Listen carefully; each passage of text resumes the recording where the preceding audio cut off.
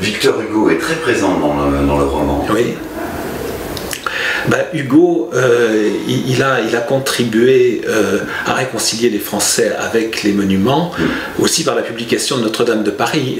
Notre-Dame de Paris a été publiée très tôt, c'est 1831, et Notre-Dame de Paris, en substituant aux monuments des personnages, il l'a rendu très vivant, très accessible, et voilà, Esmeralda et Quasimodo ont fait beaucoup à leur manière pour les monuments historiques. Et en plus, Hugo était très engagé et il a écrit un pamphlet célèbre, Guerre aux démolisseurs, où il prenait vraiment position pour qu'on arrête ces saccages. Donc Olivier Dutailly, dans une aventure monumentale, on a parlé des grands personnages que les lecteurs vont rencontrer, mais à travers le prisme d'une ravissante Anglaise. Voilà, alors c'est là que ça devient un roman. Je voulais introduire un décalage pour avoir une liberté de narration, pour que ce soit ludique, pour qu'on rentre aussi dans l'intimité de ces grands hommes.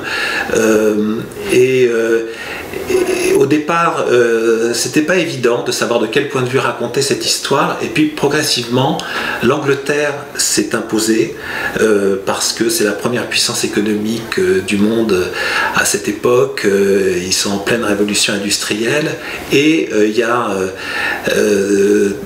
beaucoup de gens qui s'enrichissent de cette manière-là et qui se donnent une respectabilité en achetant des œuvres, et notamment des antiquités. Et cette Anglaise qui a fait un mariage malheureux, qui est toute jeune mais sans dot, qui est condamnée à devenir une vieille fille, quasiment impossible de se remarier dans son milieu, voit une ouverture pour financer son émancipation en rachetant en France les antiquités que Mérimée est censée protéger. Donc elle va devenir sa principale adversaire. Elle achète en France pour revendre en Angleterre, et en même temps elle va nous amener au plus près de Mérimée, de Hugo, de Viollet-le-Duc. Elle va partager leurs aventures, leurs combats, et sur le long terme elle va révéler aussi une humanité qu'on ne lui prêtait pas au début. Du coup, c'est ce qui crée tout l'emballement pour le lecteur quand on vous lit. C'est le suspense, au fur et à mesure on découvre des tas de choses, et on est vraiment emporté dans votre grand roman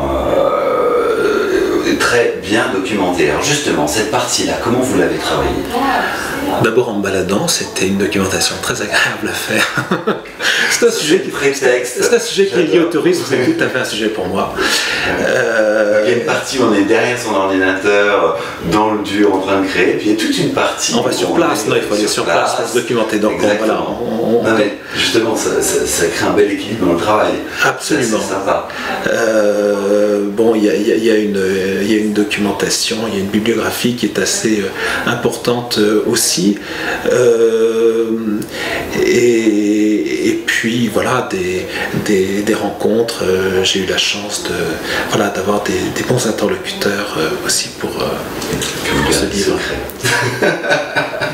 Non, ils sont cités beaucoup, ils sont remerciés à la fin du livre, et la bibliographie. Je livre toute la bibliographie, donc il n'y a aucun secret. Mais c'est dans le livre. Oui, voilà, je vous l'épargne là. Vous avez raison, parce que ça peut être un peu long. On est sur un format où on doit se dire beaucoup de choses quand même, Olivier.